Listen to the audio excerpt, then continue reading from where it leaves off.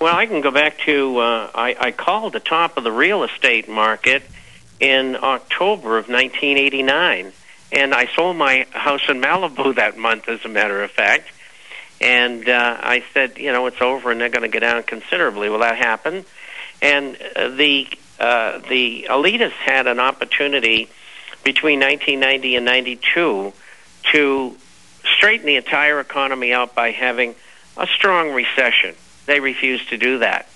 Japan, at the same time, was in a terrible fix, and that went on for 20 years.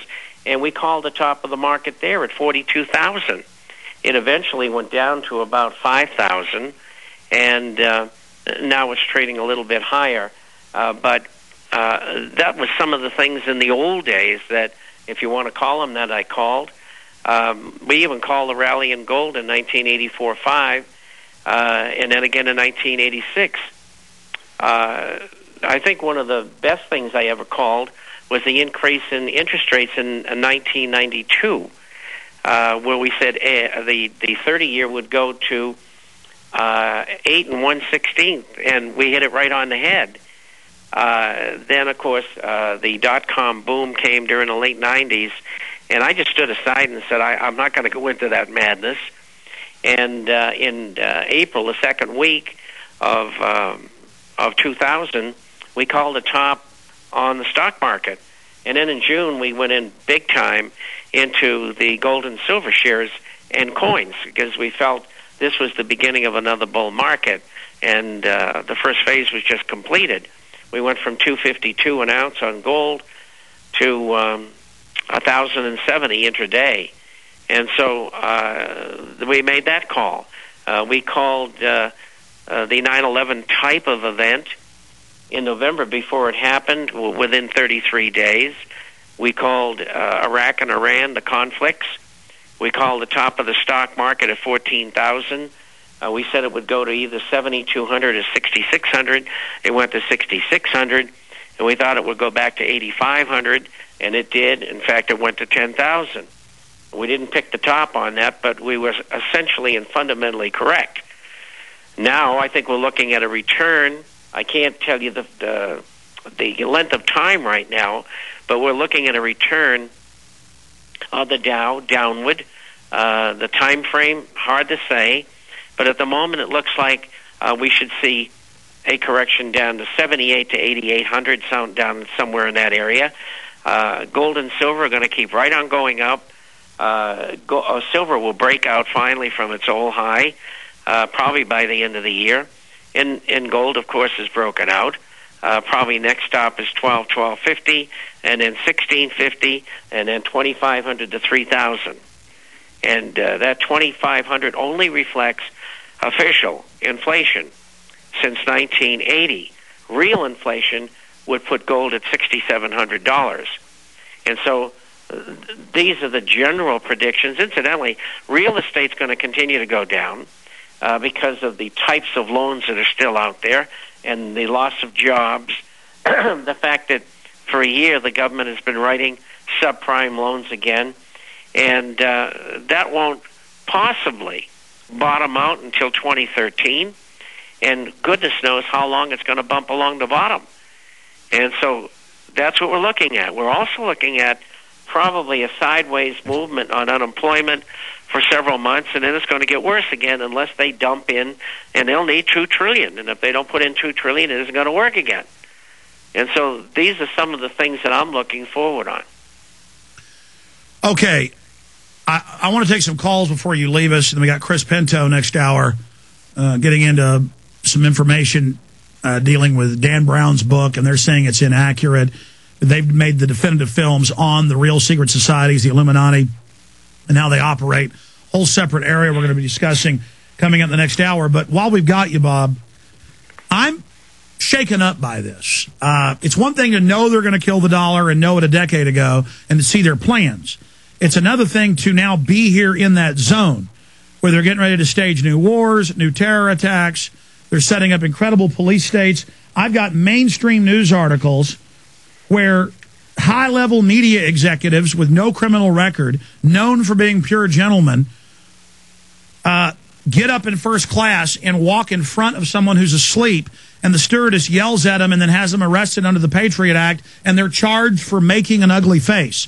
That's in the FBI affidavit. I see these articles every week now where people argue with a stewardess, so they're going to prison under the Patriot Act. I see where they're charging marijuana dealers with it. I mean, people with a half ounce. I mean, they're arresting people selling eggs on street corners in the countryside. I mean, they're SWAT teaming Amish. I mean, it's entering a vortex of evil. $100,000 fines for garage sales. I mean, I can't even believe how insane. They just came out and admitted what I knew 14 years ago, but now completely declassified, that most TV is run by the Pentagon and the White House, and then the entire scripts are funded and written. I mean, we already knew it watching TV, but to be anti-family, pro-death, all these shows where they're unplugging old people, the heroes are killing people on the shows.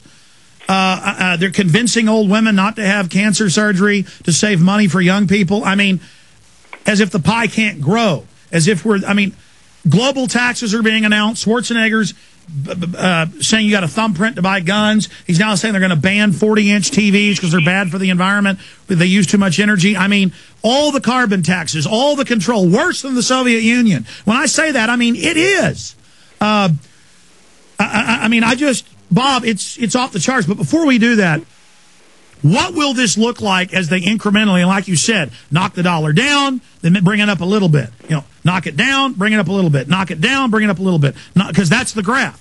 And as the world now shifts with new purchases to majority euros and yens and yans and other currencies, they've now left the dollar.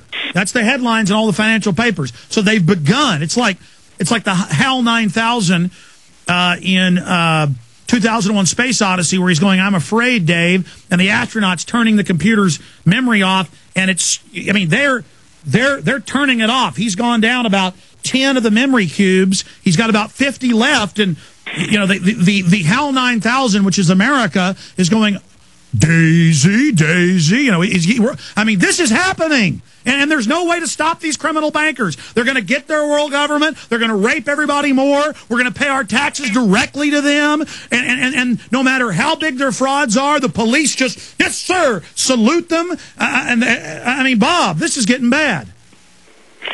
Well, I think law enforcement had better wake up, because if they keep on doing what they're doing, there is going to be a backlash. There's absolutely no question. Desperate people do desperate things.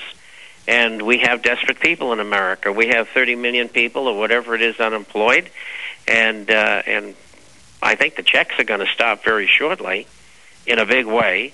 And checks are already bouncing from the state to people in California, and we've got some bizarre Hitler Youth guy going, "I take your guns, I ban TV." I'm sorry. Go ahead.